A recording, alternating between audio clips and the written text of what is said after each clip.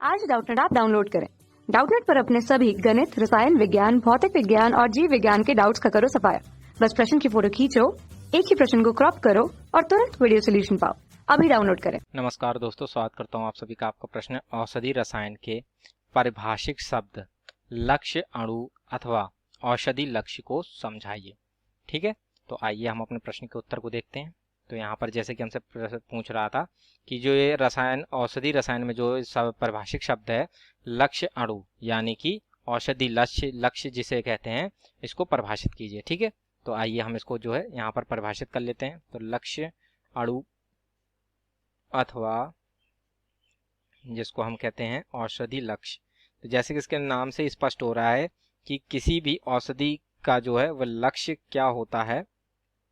ठीक है, वो उसके बारे में यहाँ पर हमें समझाना है। यानी ठीक है, तो रोगी द्वारा ली गई औषधि वृहद अणुओं जैसे प्रोटीन, कार्बोहाइड्रेट्स, लिपिड तथा न्यूक्लिक अम्ल आदि के साथ अनंत क्रिया करते हैं तथा ये जो क्रियाएं होती हैं ये औषधि लक्ष्य कहलाती हैं। ठीक है, तो आइए इसको यहाँ पर जो है हम लिख लेते हैं कि रोगी द्वारा ली गई औषधि, रोगी द्वारा ली गई औषधि, ठीक है, रोगी द्वारा ली गई औषधि वृहद अणुओं जैसे प्रोटीन, कार्बोहाइड्रेट्स, वृहद अणुओं जैसे प्रोटीन, कार्बोहाइड्रेट्स,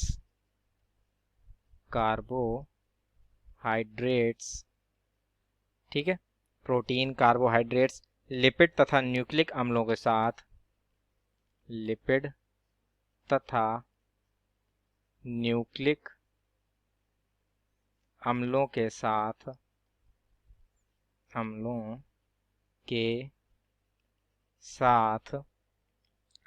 अनंत क्रियाएं करते हैं। अनंत क्रियाएं, ठीक है ना, अनंत क्रियाएं करते हैं।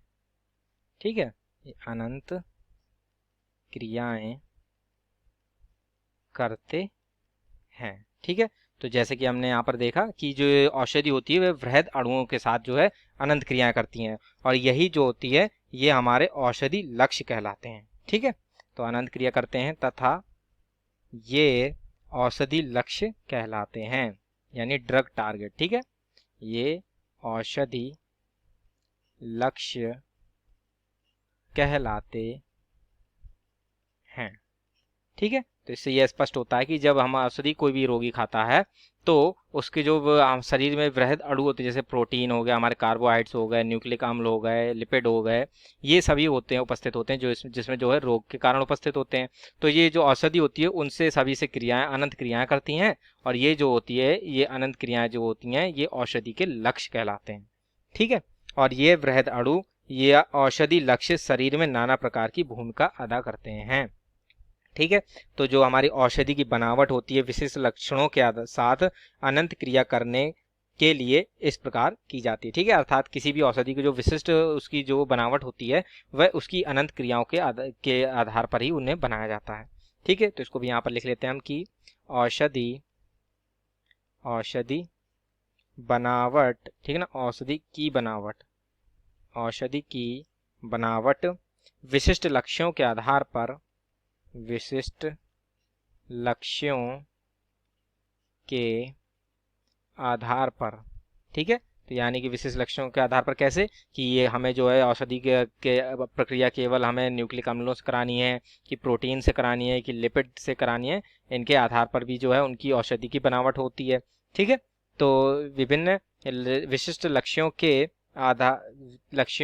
साथ, ठीक है, विशिष्ट लक्ष्यों के साथ, ठीक है ना, अनंत क्रिया करने के लिए इस प्रकार की जाती है। अनंत क्रिया करने के लिए इस प्रकार की जाती है। ठीक है, तो इस प्रकार से जो है ये हमारे जो यहाँ पर हमसे पूछा गया था ये लक्ष्य अणु अर्थात औषधि लक्ष्य क्या होता है। ठीक है, तो ये हम यहाँ पर समझ जाते हैं और हमारे प्रश्न का उत्तर पूर्ण होता है। ठीक है ना, तो आशा करता हूँ आप सभी को उत्तर समझ में आया होगा। धन्यवाद। कक्षा 6वीं से 12वीं से लेकर नीट, IIT, JEE वो एडवांस के लेवल तक 1 करोड़ से ज्यादा छात्रों का भरोसा। आज ही डाउनलोड करें डाउटनेट ऐप या व्हाट्सएप करें अपने सारे डाउट्स 8400 400 400 पर।